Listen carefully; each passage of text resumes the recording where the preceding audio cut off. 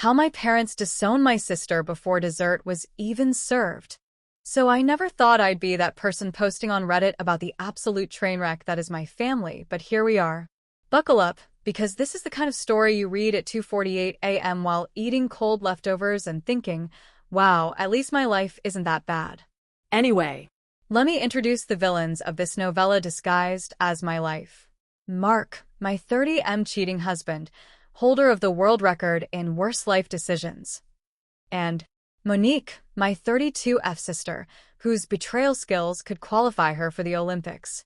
The two of them apparently thought they could just float through life, sneaking around like two raccoons rummaging in the same trash can. And somehow I wouldn't notice? Spoiler, I noticed. I noticed everything. But the best part? The absolute cherry on top? My parents, those quiet, cardigan-wearing masterminds, were fully aware of the tension and apparently sitting in the metaphorical dark with popcorn, waiting for the perfect moment to watch the family collapse like a poorly assembled IKEA shelf. Let's just say karma didn't have to hunt them down. She caught an Uber and arrived early. The betrayal era. While Mark was busy smooth-talking his way into whatever midlife crisis disaster he thought was romantic, and Monique was busy sneaking around with all the subtlety of a marching band, I was doing something far more powerful. Collecting. receipts. Screenshots? Check. Voicemails? Check. Suspicious Venmo-labeled yoga mats, even though neither of them has touched exercise since 2014? Check. A tragic accidental selfie they took while trying to delete messages? Checkmate. And all the while I kept silent. Silent plotting. Silent brewing.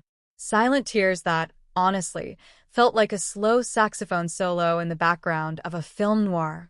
And a grin that got darker every day. The reveal. When the day came, I didn't just expose their lies. No.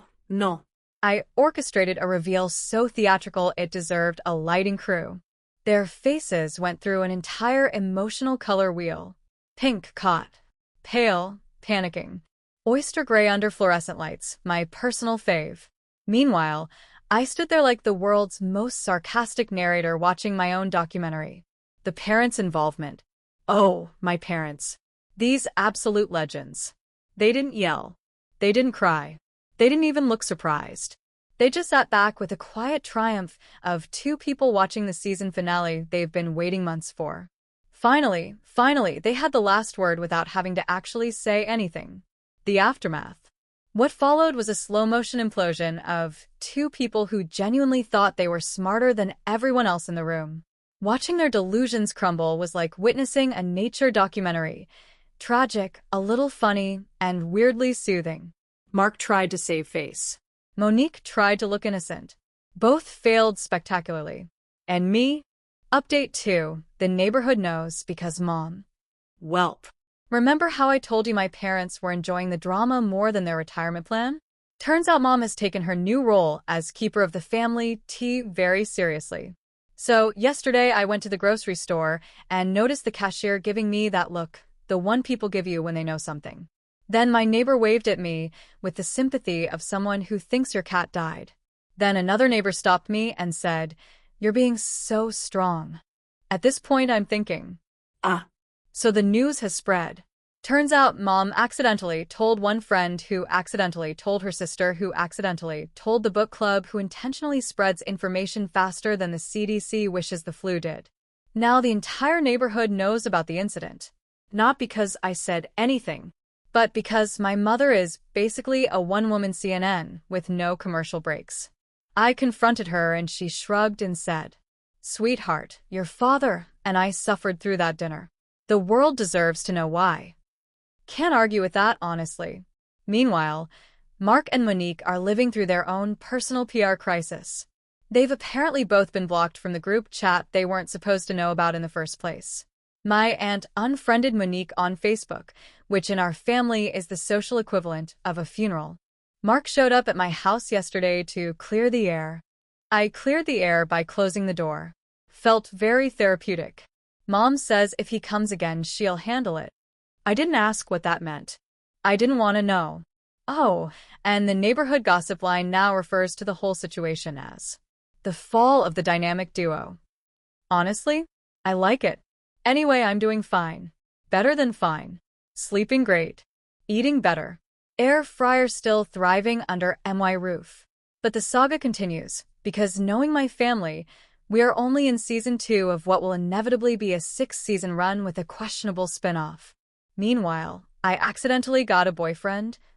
Okay, so here's the plot twist nobody saw coming, including me.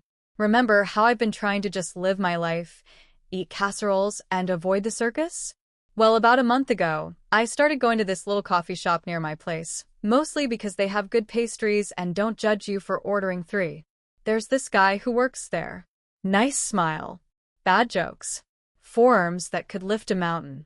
We'll call him Ethan. He started recognizing me, remembered my coffee order, started giving me the look that every woman knows, the one somewhere between "you seem interesting" and "I will ask for your number" when the timing doesn't feel weird. Well, one day I'm sitting there, minding my business, reading Reddit naturally, when he walks over and asks, "So, are you seeing anyone? If not, do you maybe want to?" Reader, I choked on my latte. Turns out he'd been working up the courage for weeks. Long story short, we went on a date. It was amazing. He listens. He laughs at my sarcasm. He doesn't treat betrayal like a fun couple's activity. And get this, he actually communicates like a human adult. Somehow, slowly, in the middle of all this chaos, we made it official. Not in and I'm rushing into something to fill the void way, more like I healed, looked up one day, and someone genuinely good was standing there. Where everyone stands now. Mark is still blocked and probably arguing with a raccoon somewhere. Monique is off the family radar and apparently posting vague quotes on Instagram about loyalty. My parents are living their best lives, absolutely thriving on the peace. Me?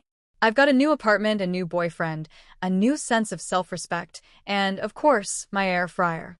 Honestly, life feels the best it has in years. Final thoughts. I didn't think a story that started with betrayal would end with clarity, peace, and a man who brings me pastries unprompted, but here we are. To everyone who followed along from the beginning, thanks for riding this roller coaster with me. If anything else dramatic happens because my family is incapable of being normal, I'll update. But for now, this saga is officially closed. And honestly, I won. Comment a 1.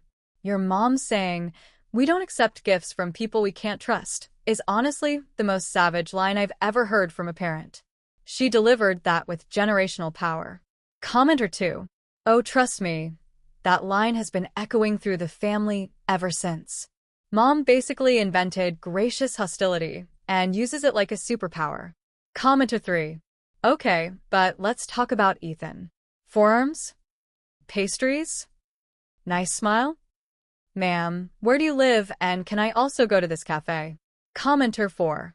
Listen, I did not expect to find a man who literally hands me croissants and emotional stability in the same afternoon. He also puts extra cinnamon on my coffee now. I'm in danger.